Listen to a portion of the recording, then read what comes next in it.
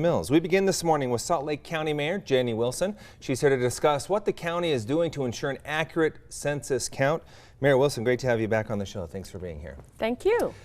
This is a really important issue for the county. So let's just start off with that. Talk about the impact of the census on your job overseeing the county and how important that is. Well, by last census count, a decade ago, we had over 1 million people identified here in Salt Lake County.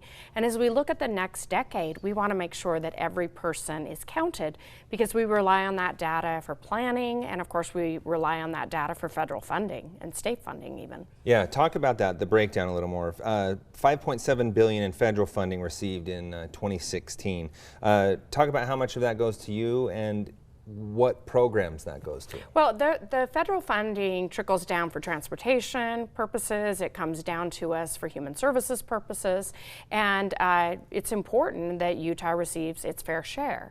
So all the reason for going out, and we put a little additional money of our own in from the county perspective to make sure we get a full count. Let's talk more about concerns that you see. Obviously, we're hearing a lot about this, politicized quite a bit as well. As we go into the final months before this begins, what are the main things you're looking at that you really want to make sure is on track before we get there? Well, there was a lot of talk about whether or not there would be a citizenship question, and it doesn't look likely that that will happen. There were some court decisions that led the president to change his tune on that one. So it looks like from latest word that will likely not occur, which is a good thing. Additionally, we're going to more of an internet-based system now, and so with that, I think there's an opportunity for marginalized communities and the elderly students that are moving around to be missed. And that has actually been a problem in the past. Yeah. Talk about that. It is a problem. I mean, I think that not everyone has access to information equally, access to resources equally, like computers. You know, somebody might say, hey, just get to your local library where we do have computers, but it's sometimes trickier than that. So I think it's important that we have people on the ground, we have our community groups reaching out and really get the word out and encourage people. It is fairly simple to take care of the form itself, but I think just getting the word out and getting people, just like we are really always encouraging people to vote, we want people to fill out the form. We'll get into more specifics on how you guys are efforting to make sure that happens, but I want to ask you real quick, even though the citizenship question, it appears, is not going to be on there, are you still concerned that people may feel like they're not safe in answering the census questions? Well, we know for all services, all government actions, we see a certain percentage of the population, especially the undocumented population, unwilling to step up. And we see in Utah a lot of integrated families where you might have a parent not born in this country, but the children born here. And often even the citizens, the children who are born here, don't feel comfortable filling out the form. So with that, I think it's really important that we do have people out reassuring people that there won't be any follow-up should there be, you know, people who are identified as undocumented. That in this day and age, we have to be real about the fact those people exist in our community.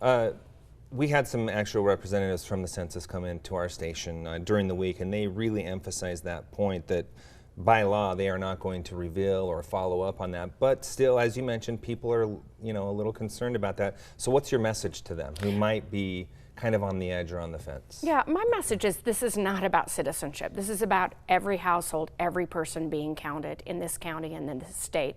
And it's really important. It's important for us for so many reasons. For figuring out, you know, things like where we put our transportation dollars, where we appropriate human resources funds. We want to be cognizant of people's specific needs and individual communities. And without a full count, we jeopardize that. Let's get a little more specific into efforts the county is doing to ensure a complete count. Updating addresses, one of those. Yeah, we're doing our best to, where we can, reach out through our systems. We have access to many people and folks, and really working to get people to make sure their addresses are updated and kind of sending people out to fill in the holes there. The Complete Count Committee. You have a committee for this. Tell us a little bit about that and what their job will be. Well, so the Complete Count Committee is coming together, meeting regularly, and there's representation from the elderly population, from various ethnicities, they have representation within the group from young people. They come together and they're great thinkers on where and how we can go and do more. People on the ground, boots on the ground is very much a part of this. You already touched base on address canvassing. Op-ed's also a part of this strategy. Yeah, we're just trying to get the word out through the media, through shows like this, with the help of you and other media outlets. And we just want there to be an understanding that this is coming. Census Day is April 1st. That's a little bit of ways ahead. But if we can utilize our friends in the media and just word of mouth, we're going to be preparing people. Yeah. So when they get it, they know to fill it out. Yeah, it definitely is still a little way down the road, but April 1st will be here before we know it. That's right. The time flies by. Outreach and engagement. Another important thing, what can community members expect in the coming months as far as connection with you? Well, the county website is available for a little more information, but you know, I think many people will receive via email or postcard directing them the essential information. There'll be a lot of national attention around the survey, and then we are doing our best through this committee, as was mentioned, to get to the populations through civic leaders and door to door in some cases. How important is it for you to connect with minority groups and the word here is refugee groups. That's what I was trying to. Yeah, minority absolutely. and refugee groups. Well, very much so. I mean, we know that 12% of the county population is actually born outside the U.S., so that's a key population to reach out to.